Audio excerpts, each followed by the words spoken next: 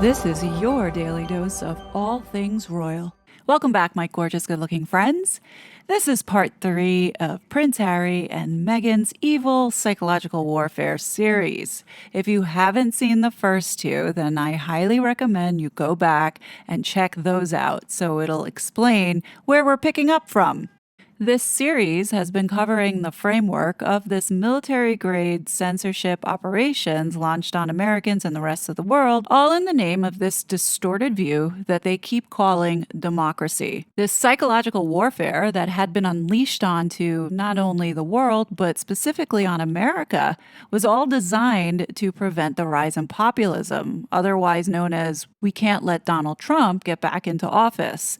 We saw this ramping up in 2020, and then accelerated when COVID hit. And now we're seeing things start to collapse as a result of Elon Musk buying over Twitter and exposing what had been going on behind the scenes. There's a desperate race to control the online space in the information that people can consume, as well as what people can say. And the ultimate goal here is cognitive security, which is why Harry and Meghan focus so much on mental health and the youth.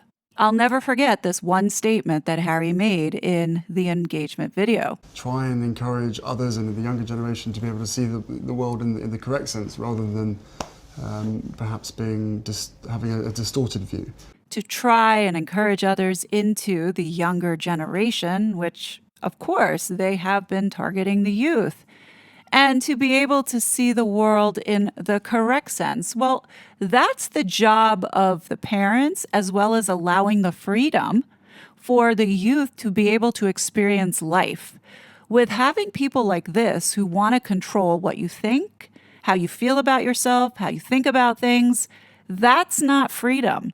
And then to say, rather than perhaps being just having a distorted view, as opposed to what? Who are these two fools to be the ones saying this is the correct view on how you should see the world? Like what? Seeing a world that's godless and enslaved? And painting the picture that this is utopia because this is all about the earth and the collective? The more I talk about this, the angrier I get, because my foundation is rooted in God. And who are these people on earth trying to take away rights that were given to me by the Lord himself? The audacity of this British prince on U.S. soil who has unleashed psychological warfare on the American people, as well as unleashing it on his own people in the UK, to me, is beyond treasonous. Make no mistake about it, Harry and Meghan have cultivated, funded, and have openly supported this online terrorist militia called the Sussex Squad. Once Harry and Meghan arrived in the U.S., the aggression started to turn up, where this militia openly declared war on anyone who did not fall in line with the false narratives and lies being spread by Meghan Markle.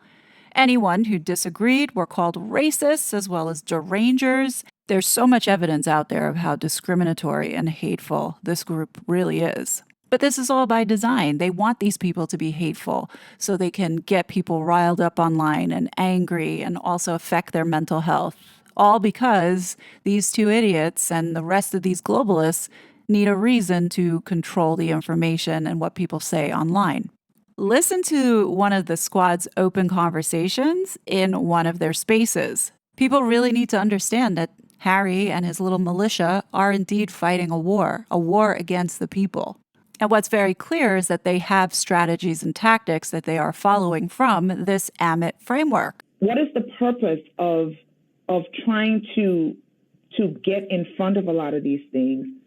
Isn't it to expose it so that these people will feel a certain sense of shame so that they would stop doing what they're doing? I mean, I thought surely.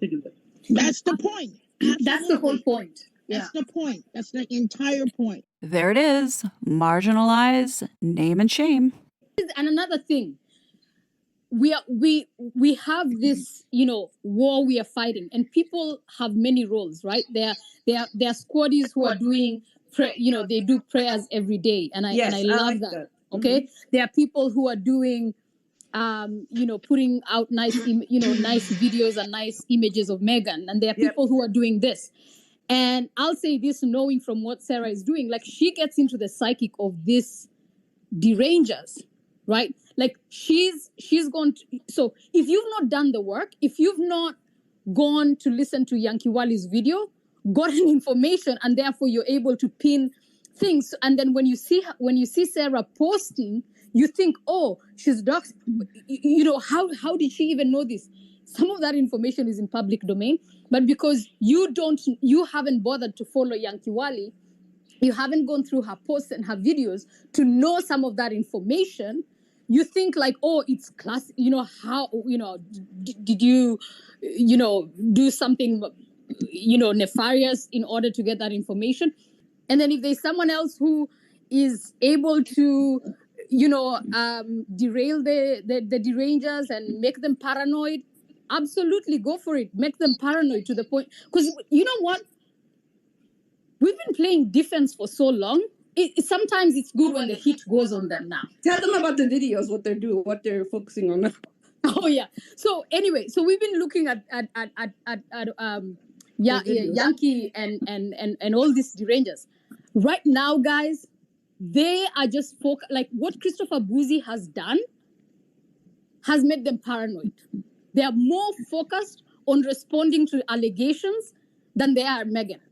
The last videos that Yankee Wali has done is all about defending herself. Oh, I didn't do this. Or explaining why she had a bottle.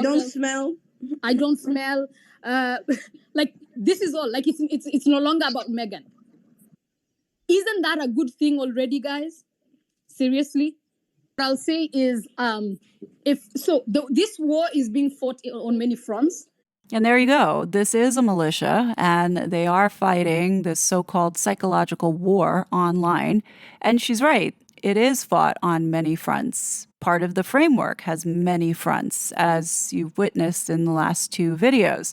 Harry and Meghan not only have been funding this, but they refuse to come out and distance themselves from this social media hate, even though they're the ones who are preaching about online hate and how terrible it is for people's mental health. Like they're purposely inflicting harm onto the public by doing this. And I think that the publicity around the Sussex Squad hate group that has been terrorizing people for several years now have definitely damaged the reputation on Meghan and Harry, to which a lot of them have backed off from those attacks. Well, I think also, too, the fact that Elon Musk had bought over Twitter and removed API access for certain people in order for them to populate the online world with thousands of bots. So we've seen somewhat of a reduction, but it's still going on, and it's still just as bad. I think it's important to keep putting this letter up here by Representative Jason Smith to remind people that Harry and Meghan continue to keep using their titles and at the same time have been funding and supporting this in attacking not only Americans, but also UK citizens and other Western English-speaking countries around the world. This is not a good look for the UK. I'm sorry, just stating my opinion.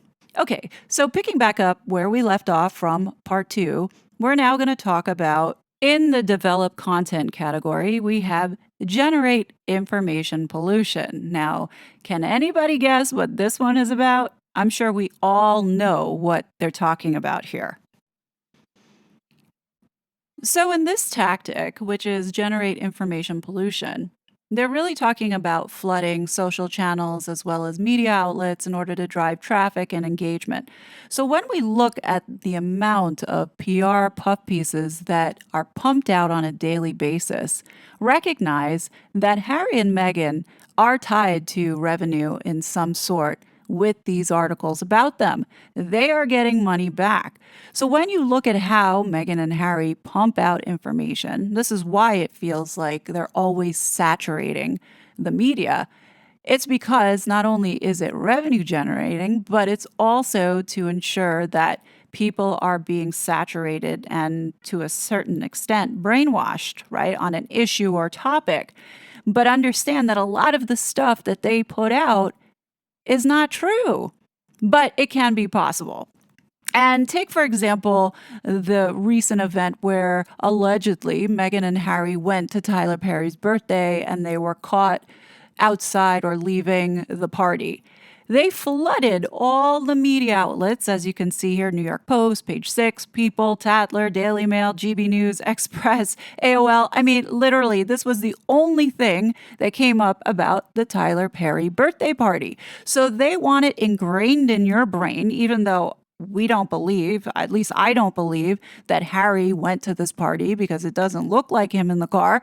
They want us to believe that these two are still together and happy and having a good old time on Harry's birthday, but celebrating off of Tyler Perry's birthday.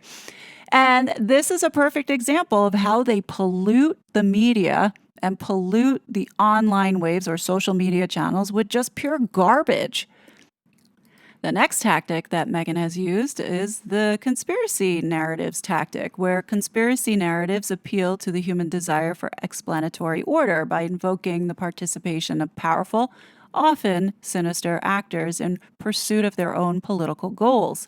These narratives are especially appealing when an audience is low information, marginalized, or otherwise inclined to reject the prevailing explanation. Conspiracy narratives are an important component of the fire hose of falsehoods model. So first, let's talk about the fire hose of falsehood, which is a Russian propaganda technique that Meghan has definitely been using. And this technique involves propaganda in which a large number of messages that are broadcast rapidly, repetitively, and continuously over multiple channels without regard for truth or consistency. Off the top of my head, I think a great example of a conspiracy narrative is that damn dish soap commercial when Meghan was 11 years old. How many variations of that story have we heard? And then on top of it, Meghan keeps doubling down, talking about it and the people that she wrote to, and nobody seems to be pushing back on it. I don't even believe Thomas Markle's story, because when you look closer at this dish soap commercial, there's some very interesting things. Now, I'm not going to get into that right now into this video, but I'll tell you this much. The story that we're being told also, too, is another lie. Now, when you look at these other conspiracy narratives, like her being 43% Nigerian, like nobody believes that, as well as her mom being around and being raised by this strong Black woman and then giving birth to two biracial children that are in the line of succession. What is the central theme here throughout this? This is about the marginalized Black community putting in her being a woman and this little political activist that she is. This is the narrative that she is forcing onto the public. I think people really need to understand that everything that Meghan has told us has been fabricated, and that is on purpose. So hopefully this is starting to make sense as to why they have been doing this. Okay, so next up, we have a tactic called distorting facts. Now, we all know Meghan and Harry are notorious for distorting facts. Distort facts, change, twist, or exaggerate existing facts to construct a narrative that differs from reality. Examples, images, and ideas can be distorted by being placed in an improper content. Oh, the first example out of many examples that come to my mind. Remember when Meghan accused the royal family of being racist? And then Harry backpedals and says, no, it was unconscious bias. Did Meghan ever use the word racist? I mean, so manipulative, so twisted, and so distorted. But they knew what they were doing. I'd love to hear what my audience comes up with. Drop in the comment section what other facts Meghan and Harry have twisted and distorted. Another one would be the suicide for sure. The next tactic on this list that Meghan most definitely has been taking advantage of is the create fake videos and images. From the very beginning, Meghan has duped the whole entire world with not only her backstory, as well as the videos that they had put in front of the world on her childhood. We were completely fooled. And the sad part about it is that there's still so many who have yet to wake up to see that we have completely been bamboozled. But I'm sure people will get there eventually. Next up on the list is leak altered documents, and that is obtain documents by theft or leak, then alter and release, possibly among factual documents and sources. And we know that Meghan leaked these birth certificates of these phantom children, and nobody can really discern whether or not they are legitimate, but she did it, so there it is. Next up on this list is create fake research. Now, in this tactic that we have here is creating fake academic research. Example, fake social science research is often aimed at hot-button social issues such as gender, race, and sexuality. Fake science research can target climate science, debate, or pseudoscience like anti-vax. And what a perfect example than Jory Craig from the Internet of Strategic Dialogue, who helped with this Fugazi Archwell Foundation Insight Report. Her specialties are around climate disinformation, misogyny. What else? We got race. What else does it say here? LGBTQ, election disinformation. I mean, she covers all the hot button social issues as the so-called expert, right? So you can't make this stuff up, but literally these two are following this framework to a T. And here is another example. Nobody believes this report. This whole thing is like such a sham. Now, this next tactic that is rooted in Russian technique is adapt existing narratives, where it says adapting existing narratives to current operational goals is the tactical sweet spot for an effective misinformation campaign. Leveraging existing narratives is not only more effective, it requires substantially less resourcing as the promotion of new master narratives operates on a much larger scale, both time and scope. Fluid, dynamic, and often interchangeable key master narratives can be the morally corrupt West, adapted to divisive LGBT propaganda, or to distort individuals working as CIA operatives. For Western audiences, different but equally powerful framings are available, such as USA has a fraught history in race relations, especially in criminal justice areas. So when you look at what Meghan did on that Oprah interview, she attached her massive lies to the hot topics within the United States, which was racism, mental health, and gender equality. Like, I truly believe that had Elon Musk not bought Twitter, we would be in the dark about a lot of this stuff. This connection and bridging the gap and understanding what has been happening to us most likely would have never have happened, because we never would have known about the Twitter files, and we never would have known about all these organizations who have joined together in this collective effort to censor people around the world. And by seeing how all of this has unraveled, and now seeing that this truly is a psychological operation that Meghan and Harry have been conducting, it makes you wonder, like, how much more were they planning on doing to us? Like, how much more were we going to have to go through before somebody finally just snapped? Like, how far were they going to push people? If you were around at the time in the height of all these attacks and bullying and harassment, you would have seen how far they took it with Yankee Wally. Meghan and her goons trolled a pensioner around to ensure that she was not using her voice. They ensured that she wasn't able to earn any type of income or living for speaking or even breathing her opinion. And to me, they would have taken it further if they could. They honestly wanted to ensure that Yankee Wally could never speak again, ever. So imagine how bad this would have gotten. I guarantee you a lot of us would not be online right now. All right, on to the next. Finishing up this column, we have create competing narratives. And this is where the Markles come in. So it says here, create competing narratives.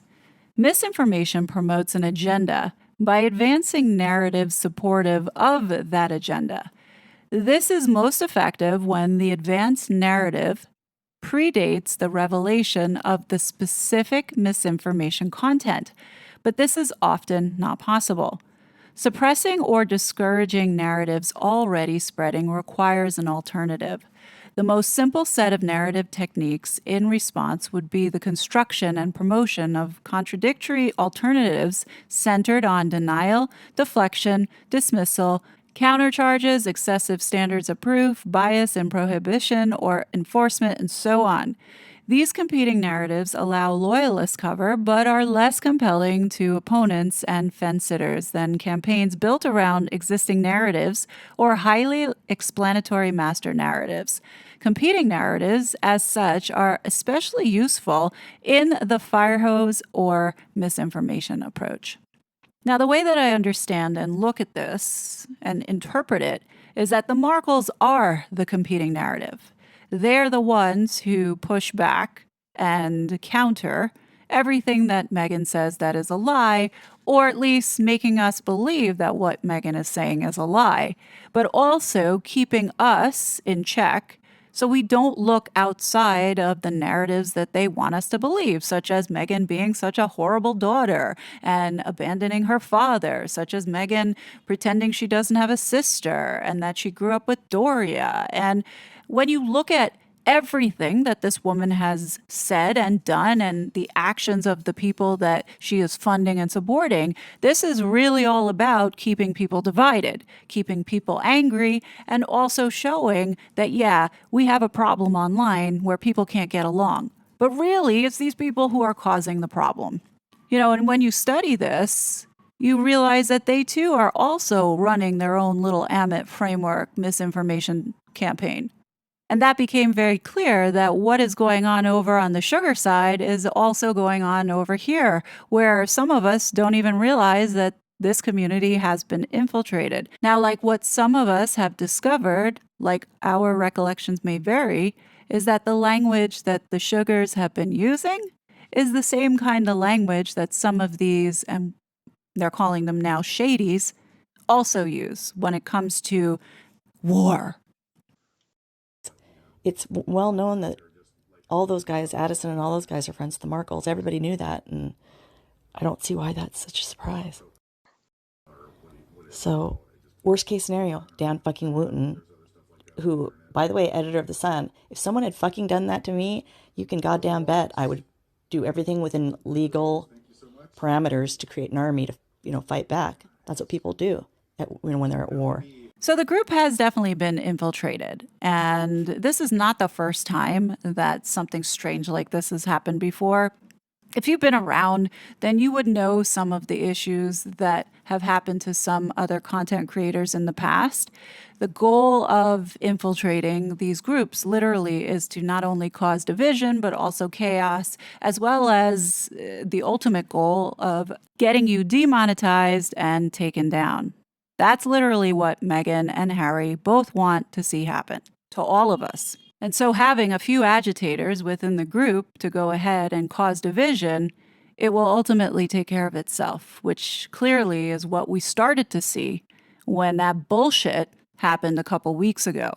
All I can say is just try to be very cautious. Don't share any of your personal data, as well as if you can get off of WhatsApp, I would do it because that is a vulnerability in itself. Anyhow, moving on to tactic number 29, which is manipulate online polls. Now, who is the best online poll manipulator? That would be our Jack Royston. Here, how many fake online polls does he run for Meghan Markle, making her appear more popular than she is?